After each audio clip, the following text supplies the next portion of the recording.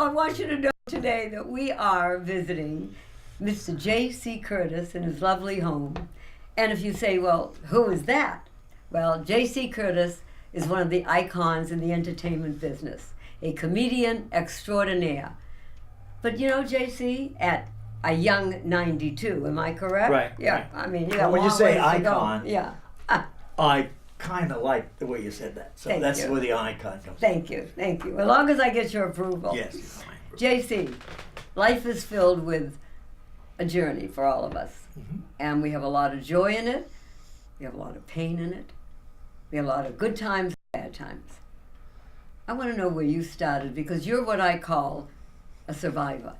Why am I saying that? They don't know, but you do. Well, I think anybody my age is a survivor. I don't mean that in the sense of longevity.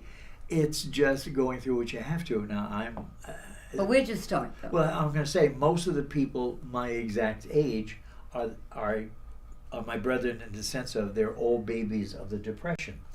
And during the Great Depression, that was something to have to live through as it was. Now, the Depression was 1929. I was born in 1926. But my father and my mother were carnival people, so we lived in carnivals and circuses. So when the Depression hit, and I mean, I can remember when my father and my mother and my brother and I were hitchhiking. We'd be on freight trains and everything, and I would meet guys with actually torn tuxedos, the remnants of a tuxedo and the starched shirt, which was not dirty and everything. And these guys were bankers, and now they were on the thumb, just like we were. I mean, they were rich and they were poor. My father got it into his head when I was 8 years old that he had heard, as most people did, that there was work in California. And we were living in Newark, New Jersey at the time. Wow.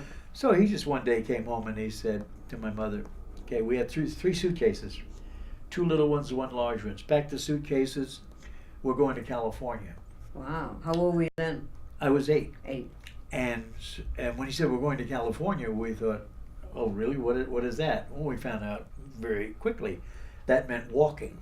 So we started hitchhiking, and then as we went through the southern states first, from state to state, we would find other hobos, and people would tell us certain things, because my father didn't know anything about being a hobo, but he learned quick.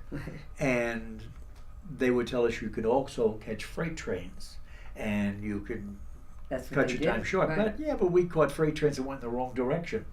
No, but they eventually went. In other words, you're going from east to west, but you'd catch a freight train that's going south to north, east. or southeast. But when it got to that destination, the freight trains there would go west.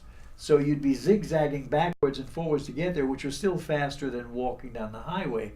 Because the highway, I mean, in the summertime in the south, my brother and I would take our shirts off and we would go over and we would break a branch off a bush, and we would put our shirt over the branch and make an umbrella.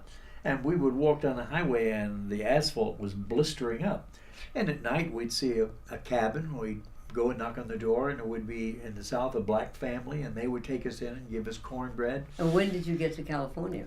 We never got to California. We got as far as El Paso, Texas, And and the hobos informed us nobody's getting into California. They're stopping the trains, the trucks. Why? People on the highway. You couldn't get in unless you had somebody out there, or unless you had money and identification that you could live. They weren't going to take you as a burden. So everybody was turned back.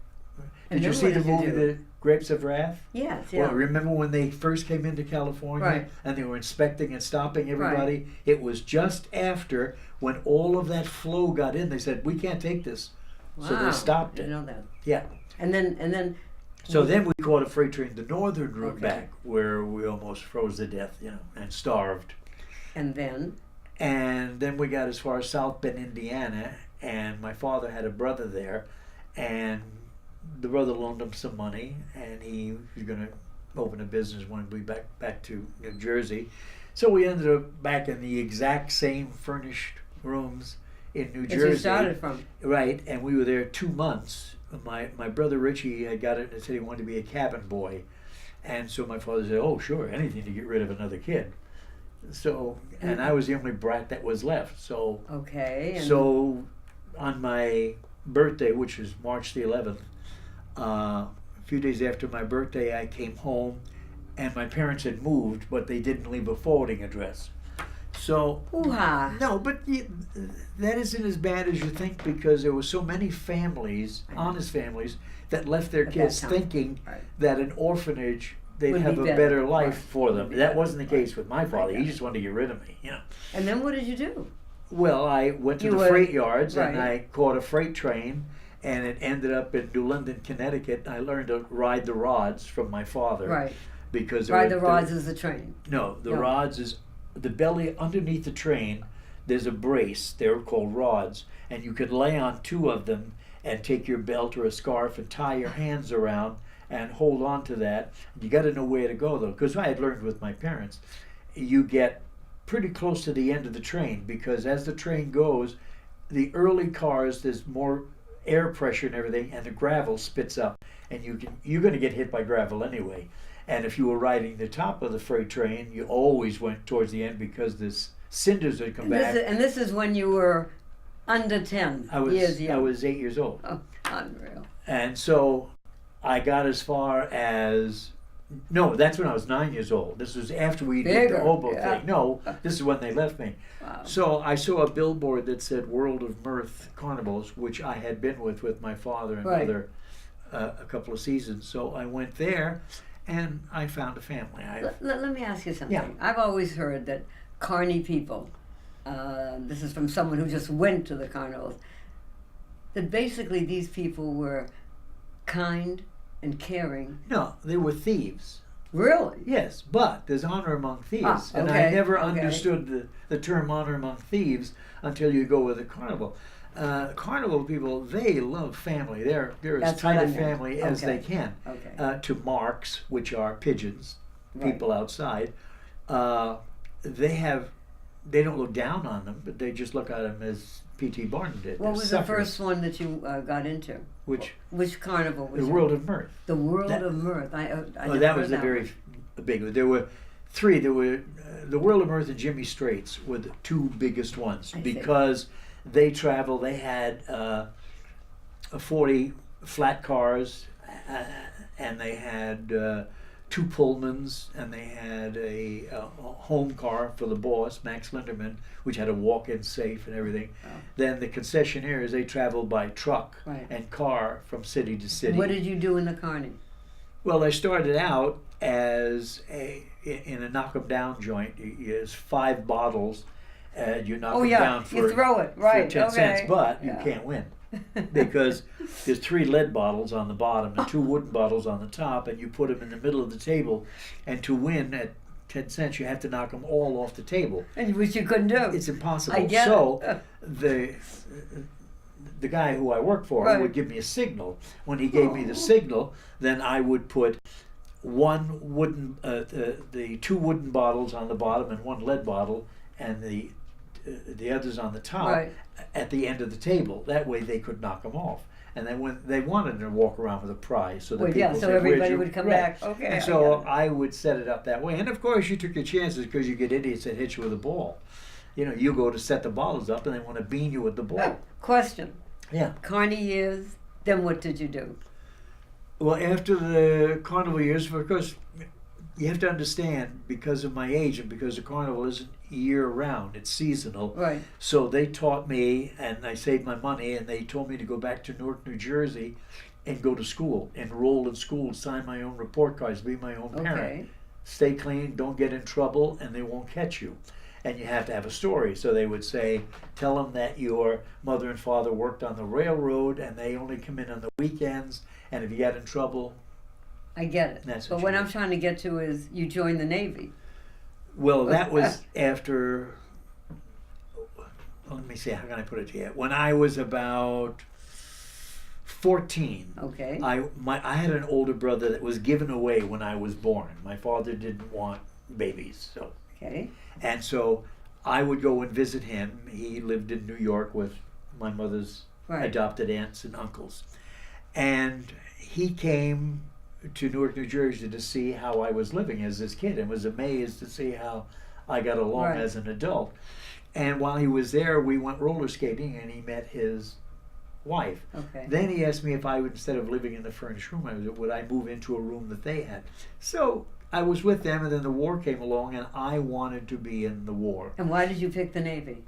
Well, I was always my nickname in the carnival was Sailor. I always wore a sailor hat, and I always wanted to be in the Navy. Okay, I mean, I kids get it. do that. They want to be in the Army, Right. whatever. And it how is. long did you spend in the Navy? Well, let me tell you how I got into it. Oh, okay. First, because I'm underage, so I can't get in. So my brother's father-in-law said that he had heard that if you had a baptismal certificate, they would accept that as a birth certificate. Okay. So I went down to this Episcopalian church with my brother and got baptized, and we told the preacher a different birth date. So that way I was 16 years old, just turned 16, and we put a different birth date on, and my brother was supposedly my guardian. Right. He signed, he had identification. So they signed for me, so I went into the Navy underage. So then I went to boot camp in Norfolk, Virginia. Then they shipped us out to Treasure Island, which we couldn't figure out. Treasure Island, what's that? We didn't know that that was an island off of San Francisco that the World's Fair was held on. Oh, and that's when right. the fair was over, the Navy the Navy bought the island from the city and made it Treasure Island Naval Base. Let me ask you something, Yeah. because I have read your book. Oh, Okay. okay. By the way. Oh yeah, I made the cover of the Playboy Laughs. That's me here. There you go, with the that ears. was Curtis and Tracy. I get it. with I the love ears, it. Yes. By the way, Amazon, everybody. But Yeah, let me check it ask out. you something. You had an accident in the Navy. No, I didn't have No? an accident. I was wounded. Okay. But it was you see, when you say an accident, yeah, I had an accident when I went in and an accident went out. The first part was I was standing guard duty after the island of Guam was secured during the invasion.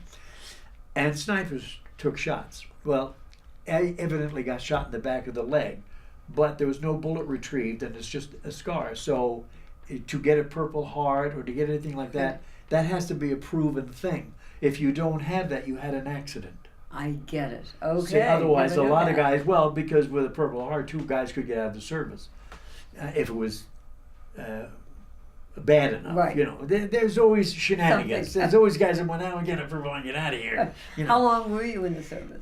Well, I was in the service, let's say, 2.5 years, about 3.5 years.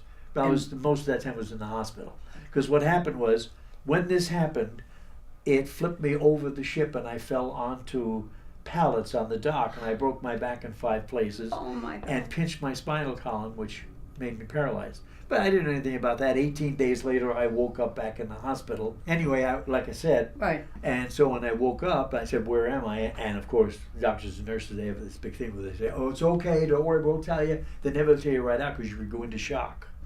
So anyway, while I was in the hospital, my corpsman, a buddy of mine, used to rush me with the gurney, you know, kidding around. Oh, He really okay. did anything. And one day, I thought he was rushing me, and the gurney had gotten away from him, and it ran downhill.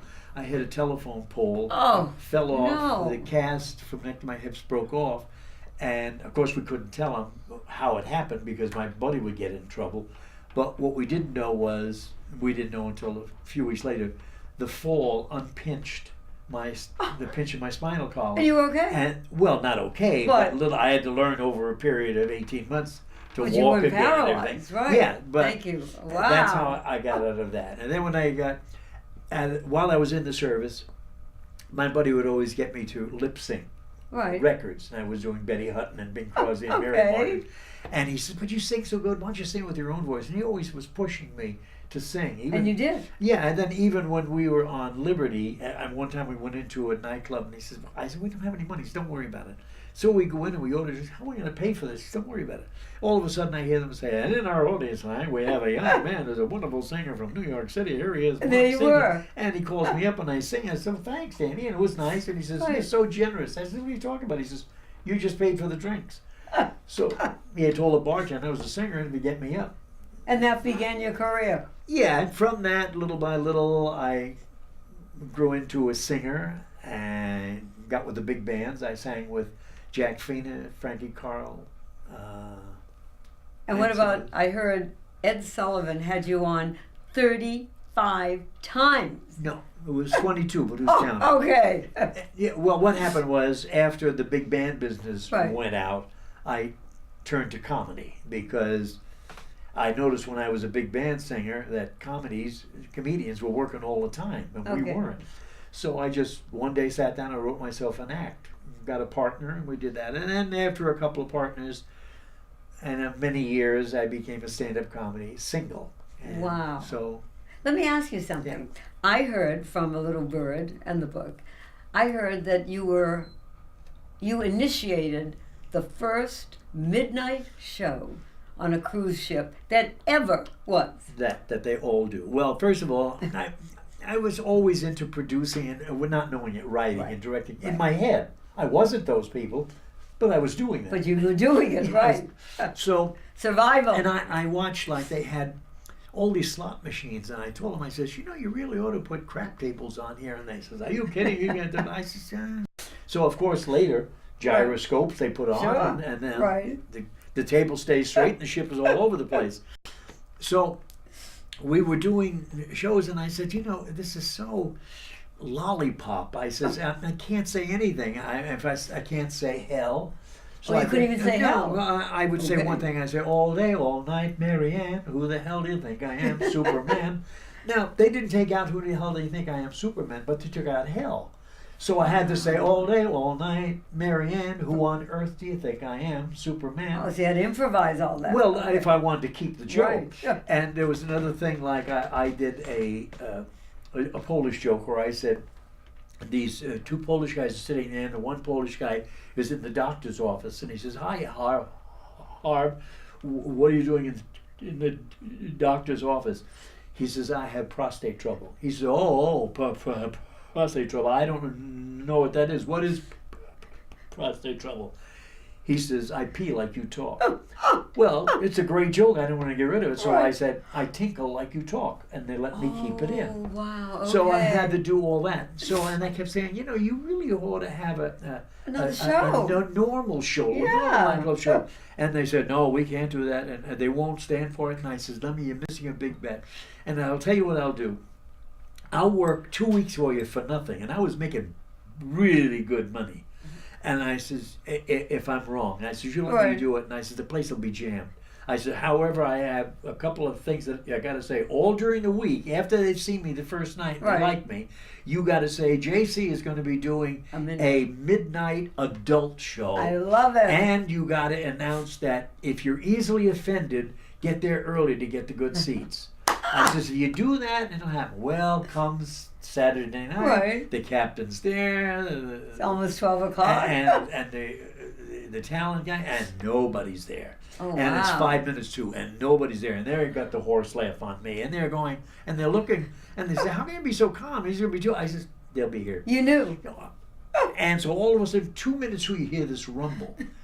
The whole ship was there. They had to go out on the veranda and bring in chairs. My stage was down to this.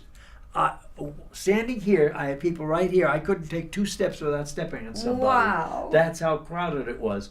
Now, when they finished the program, the guy that hired us, he said to me, Jackie, how did you know? How did you know? And I said, I knew because it's a great story. It's a true story. W.C. Fields walked out of Harry Cohn, the producer's office. Harry Cohn was one of the most hated Hollywood producers and studio heads. And W.C. Fields had to argue with him about money and walked out, slammed the door, and said to the secretary outside, he says, if that man dies, nobody will go to his funeral. And the secretary said, you're wrong, Mr. Fields. When that man dies, everybody will be there. You know why? Because if you give people what they want, they'll show up. There you go. And I never forgot. You give people what they want and they'll show up. And it was such a success. The other ships heard about it. Then all of a sudden, after about a year, every ship, and you know what? That was the most popular thing on the ship. The regular shows were good, but they couldn't wait to get to the adult show. Let me ask you something, JC. One last thing, though. The adult show wasn't a dirty show. I just did a regular But nightclub show that you did online. Or in Vegas. where or you wherever. could say hell Right. damn, you know. Let me ask you something. You've had a great run. 92. Well, a great walk. Yeah, whatever. 92 years young. If there was a chance for you to have a big billboard right over the city, what would you put on that billboard that says something about the way you feel, about you and life, whatever? I'm not saying this because she's in the room, but in all sincerity, I would put on that marquee, I owe everything in my life to the fact that I found my wife. And that's not something I would, it's the truth. Because before I met her, I lived a life in and out, up and down and everything, but she erased a lot of bad things. And ladies and gentlemen, we are going to meet his wife in a little while. Would you introduce it to me? I really would like.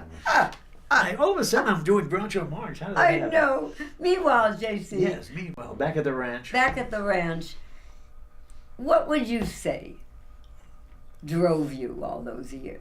I mean, something had to drive you. I mean, you went through hell and high water. Yeah, but things happen. When you're orphaned at 9 years old, you're abandoned. Not just orphaned, abandoned. You're That's even abandoned. worse. But there's two sides of it. Right. My mother, who had been a couple of years earlier, had been hit by a fish truck in New York, and she survived all that, but she was never right, and she could be manipulated, and that's why when my father took off and took her, she was, and I found this out later, many years later. So I didn't blame my mother. I loved my mother dearly. I couldn't stand him.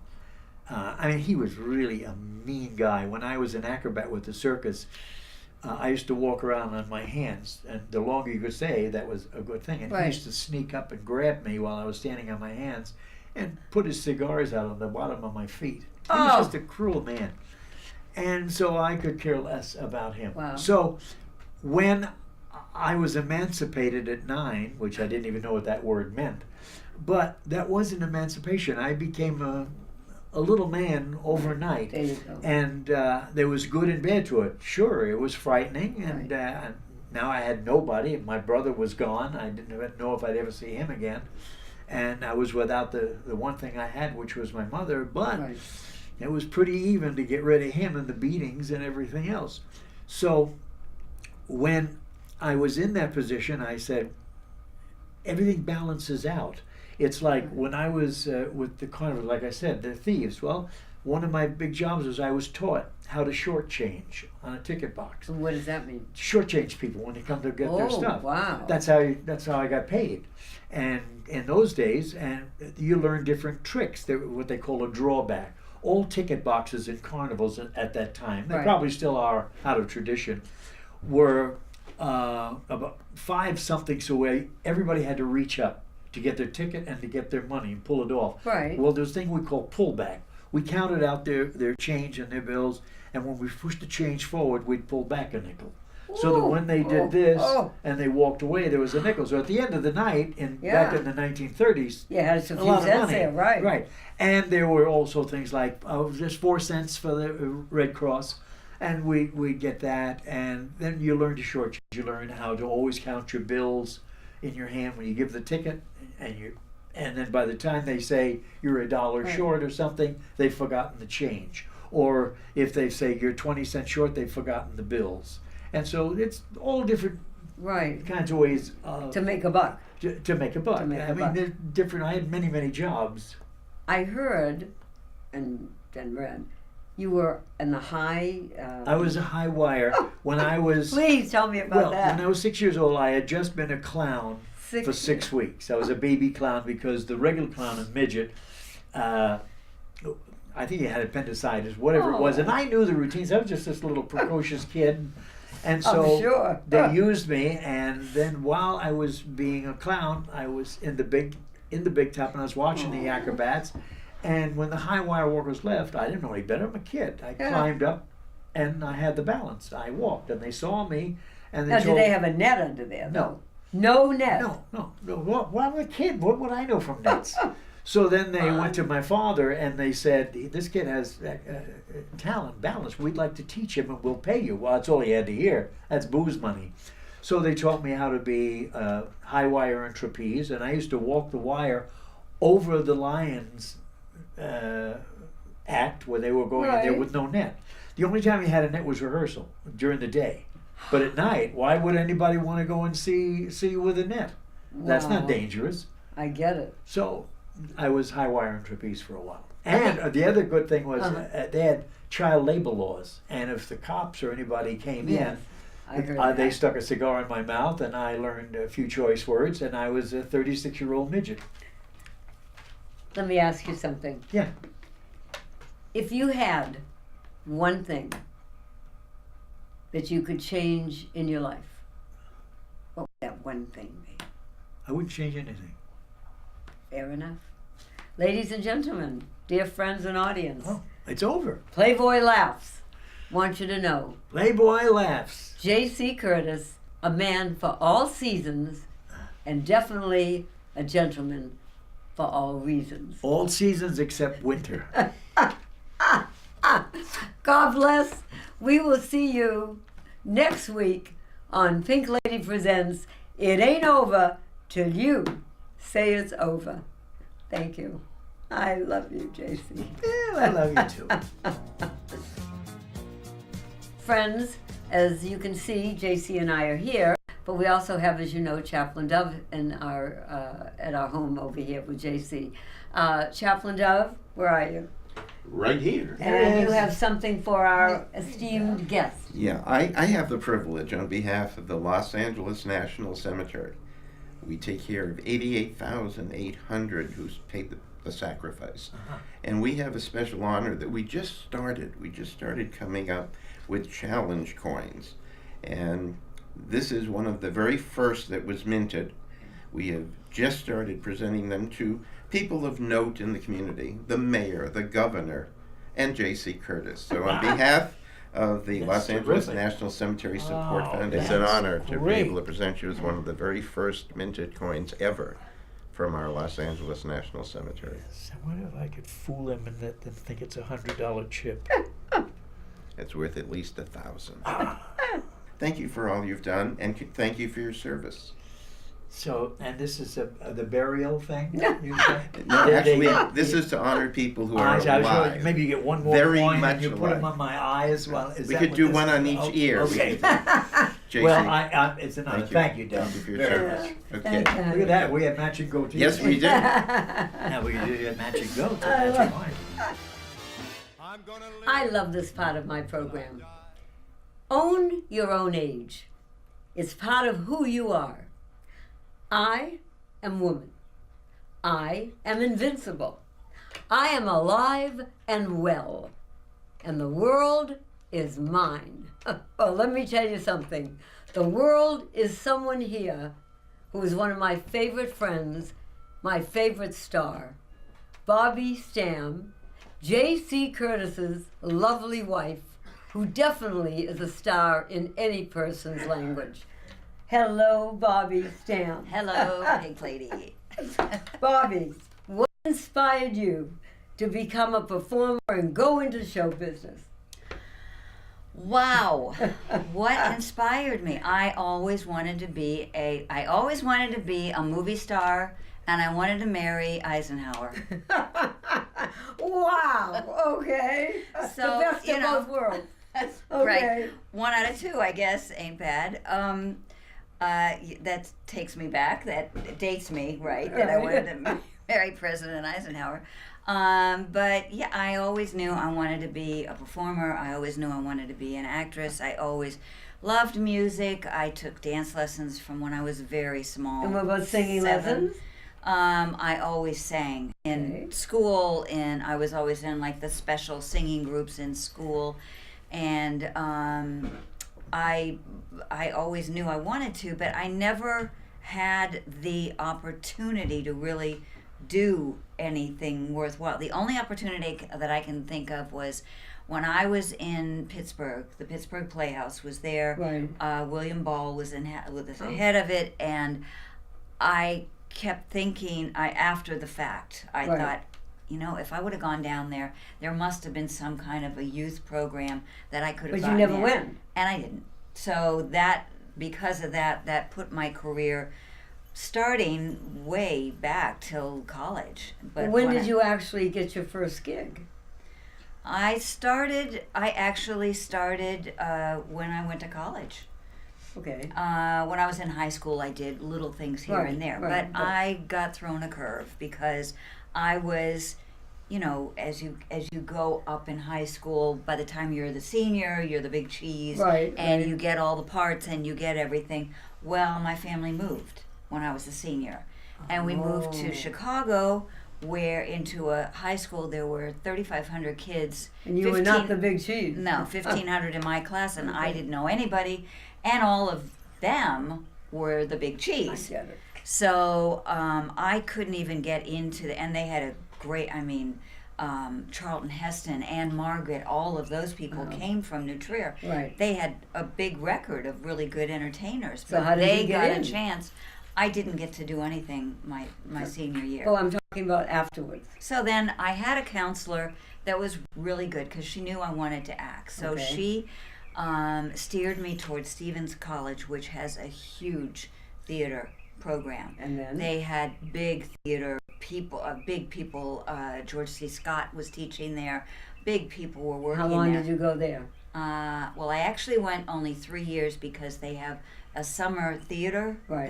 that we're part of, Okay. and there's a theater and dance camp that I did that. So, but my first Real gig, yeah. I guess, was my first summer after college. I went on the road with a show. It was a Mary Poppins Okay. adaptation. What part did you play? And I don't know. I was Jane. I don't know who Jane was. But anyway, we were in a tent in Wisconsin, and with the storms and everything, but anyway, that was my first gig. And Question. then Go I ahead. was in Chicago. And what about this picture? Oh. Okay. So then I was in Chicago by then, Okay. and when I got out of school, I started my career and started modeling. And I worked for a photographer Okay. who did modeling shots. And I started working also as a production assistant for somebody. And so I was modeling, and then I was acting. I was doing shows at a theater that was like a waiver theater kind of thing. Right. And then I got my equity card doing children's theater first, and then I did the Broadway survival. That's okay. We Well, all a lot of survived, those people yeah. survived Yeah. for Broadway. The Broadway revival at Goodman Theater of Boys from Syracuse.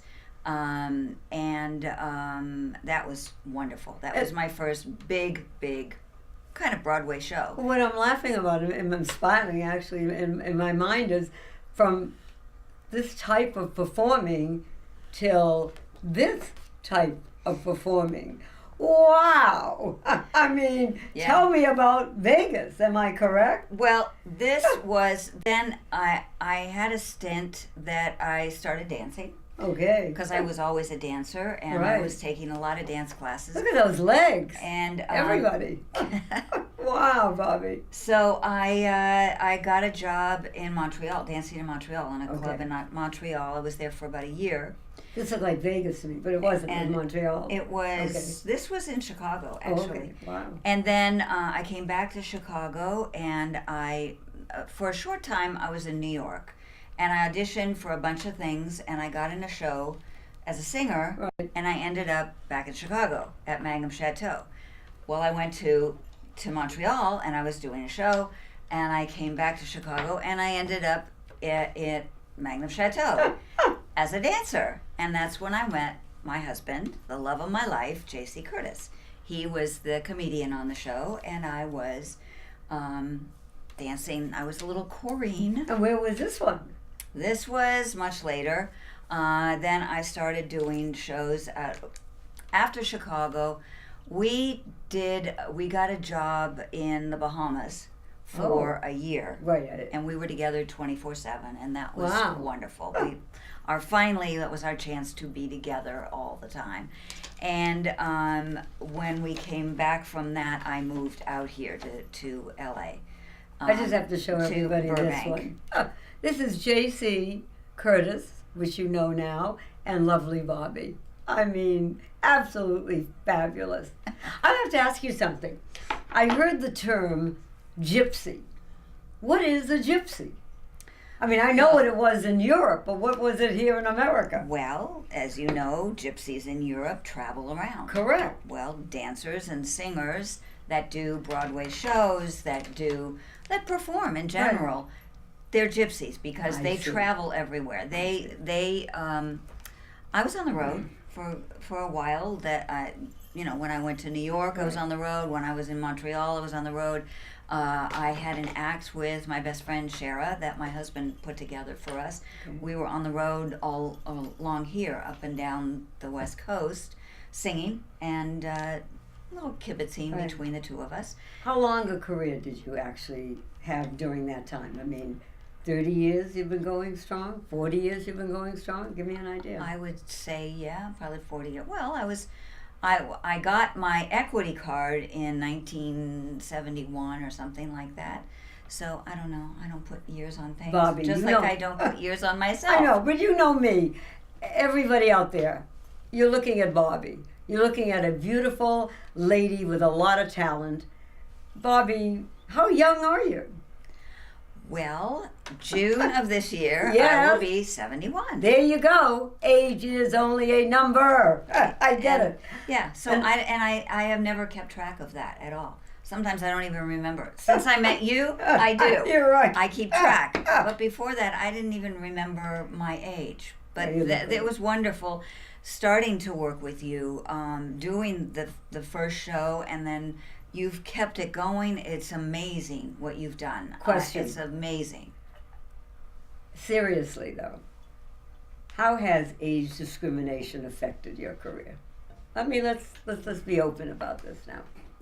Well, I didn't really realize that there was a problem. As I said, I started a little bit later, Right. and when I came out here, I was maybe 30, something like that, and I was out walking. It used to be that you would walk around the studio, you'd try to get on the lot, Right. and you would try to meet the casting people, go out and meet people. Not the same thing anymore. But I was out and I met. His name is Sidney Miller, who Okay. was an actor. My husband knows him very well. Right. And I just met him on the lot, and we were talking, and he asked my age. And I told him. And right away, it was like, goodbye. And I realized then, you just don't tell your age. I mean, at that point, I get it. when I was 30, that was back in, the 80s, and you just didn't tell your age. Well, let me ask you, has age changed the way you perform in any way? Nope. I mean, I've seen you, and I mean, to me, you're just fabulous. Nope. I mean, I have been doing the splits all my life. Just because I turned 60 or whatever, why should I stop doing what I've done all my life? But Singing, you can do dancing. it. Thank you, God. You can do it. And I am, able to do it. Every year. It's there's It's a like lot. the back and the knees and the shoulders, whatever. But yeah, If you had, and you keep doing it too. You Correct. can't stop. Right. I take hip hop every week. I tap all the but you time. keep in good condition. And that's the point. And you when keep I was, actively engaged. I do. Yeah. And when I understudied Leslie Caron in Six Dance Right, Lessons which in was six, fabulous. 6 right. weeks, I came in to do. I had already done the part, so I knew all the lines. Donna McKechnie did the choreography. Right. I had to learn the choreography, which I did in about a couple of hours. And Leslie was sitting there with her mouth open, and she said, "Wow, you picked that up. You've kept dancing, right?" And I said, Yeah. "Yeah." And she said, "Well, I haven't danced in 40 years." Wow. Now, this is Leslie Caron. I know. Who, this is how you know her as a dancer. As a dancer. But she just stopped. Let it go. Yeah, she just let it go. Look what happened. Of course, she danced great in the show. Right. But you lose it.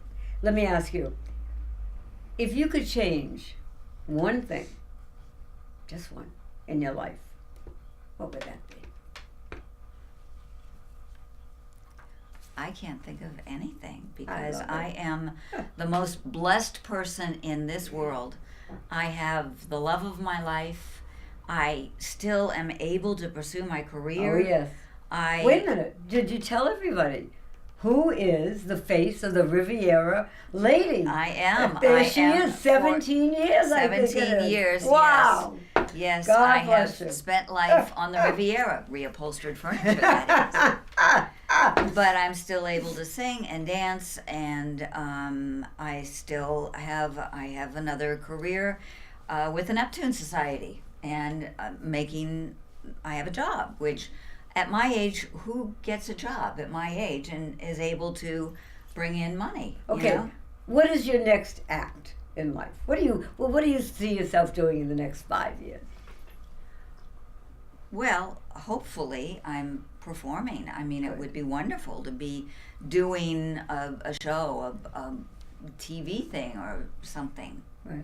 Right. You never know. You never know. You never know, because everything that I've done, I've kind of fallen into it. All of a sudden, I was doing an act I was dancing Right. with the company that JC joined us when we went to the Bahamas. And the guy decided, well, we don't need those acts because we got the girls. Okay. So he had his wife who sang, and he said, we just need a little comedy. Well, you're going with a comic, Bobby, so you do some stand-up comedy. And I went, okay. And Good for JC you. gave me some comedy stuff over the phone. Right. And I went out and I did it. And I called him afterwards, and he said, well, how did it go? And I said, well, it went okay. And he said, well, wait, now we talked over this whole thing, and Yeah. but I said, well, I got laughs. And he said, well, tell me what you were doing. And I said, so then I finished the song, and I had ripped off my skirt, and I had the jacket open, and then I did the comedy. And he said, and you got laughs? And I said, yeah. And he said, I said, but not very many. And he said, put on your skirt and close your top, and you'll get a ton of laughs. I'm standing out there with a G belt on and trying to do comedy. Well, we don't have a G belt, ladies and gentlemen, and everyone out there. But for our audience today, Bobbi will do her special number for all of you. Take it away, Bobbi. So this is the song that I was just telling Pink about, where I took off my clothes and then tried to do comedy after it. Hit it.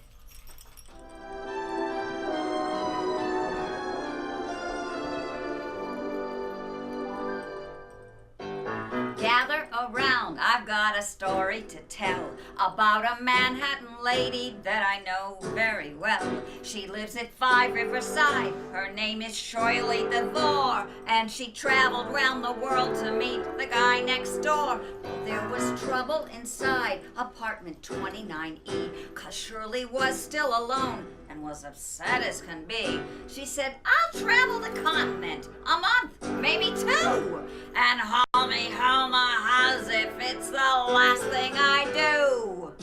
You gotta ring them bells, you gotta ring them bells. You gotta make them sing and really ring them bells. It's such a happy thing to hear 'em ding-a-ling. You gotta ring them bells.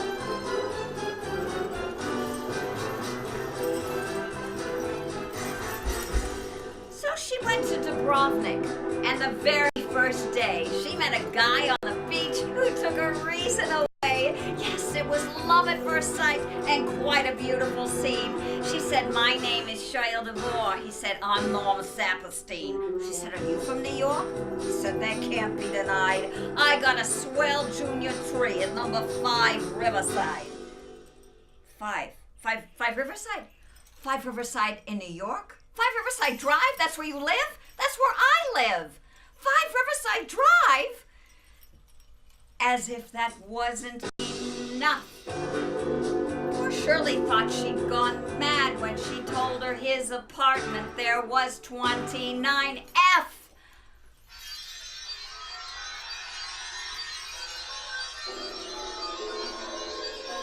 Yes, she was E, he was F, and they had not even met until she traveled the world to Yugoslavia yet. He'd always been right next door, and she would never have known. If she hadn't tried Dubrovnik, she might still be alone. Well, there's a moral to learn from little Shirley DeVore, who had to borrow $1,000 to find a husband next door. live in apartments. Don't just stare at the wall. Open up the door and hurry out in the hall. And ring them bells. Come on, ring them bells. Make them sing and really ring them bells. It's such a happy thing to hear them ding-a-ling. You gotta ring them. Ring them. Ring them. Ring them bells.